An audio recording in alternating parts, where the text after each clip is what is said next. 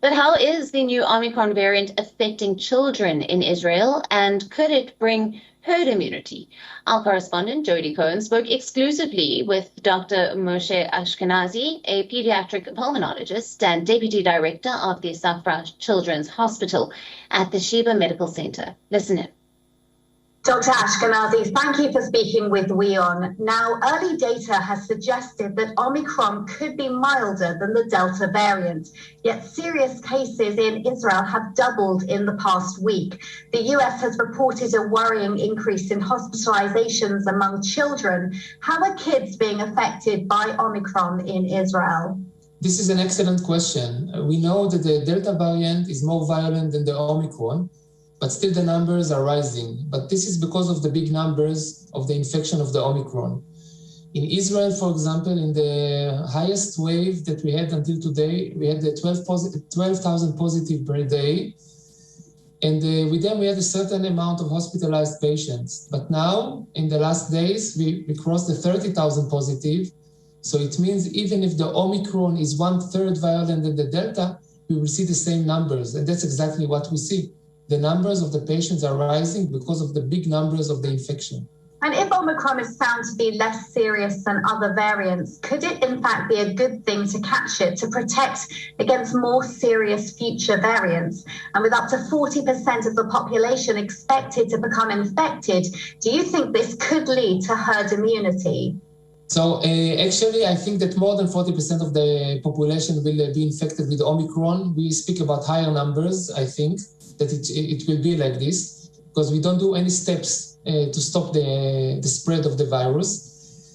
Herd immunity, yes, we will see it. I guess we will see it, unfortunately, from this way and not from vaccinations, but luckily, the Omicron is less violent. But I want to put emphasis on something. We have some other reports from New York State and New York City, and there we see a huge increase in the hospitalizations of patients, especially children, because of the Omicron virus. And this is something that's a little bit worrisome.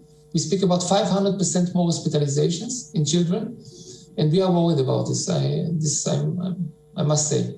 And how are hospitals, including your own, coping with simultaneous cases of Delta, Omicron, the flu, as well as regular operations? Israel's corona czar, Professor Salman Zarka, has said that if the health system buckles, he will recommend another lockdown. Do you think that will happen? Regarding lockdown, I think that this would be when we receive that we are before a catastrophic situation, there would be lockdown because there's no other solution.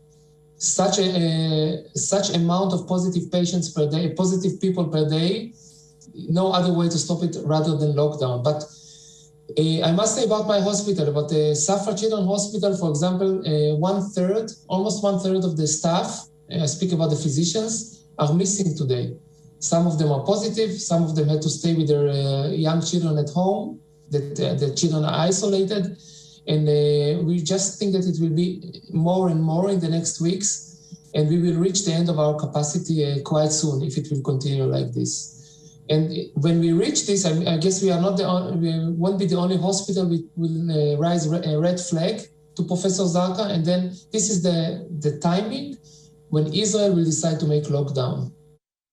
And finally, Albert Bourla, the CEO of Pfizer, has suggested that a fourth vaccine shot might not be necessary, and his company is producing a vaccine specifically for Omicron. What is known so far about the small study that's being carried out at Sheba on the efficacy of a fourth shot? So it's like this. We started the study 2 weeks ago.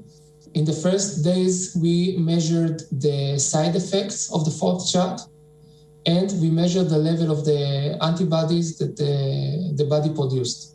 So regarding side effects, we didn't see any serious side effects, not more than the third and the second shot.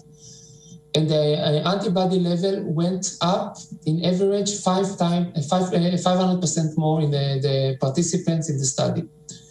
It's still too early to say about if it's protecting from infection or not, because the number of the participants in the study was 150.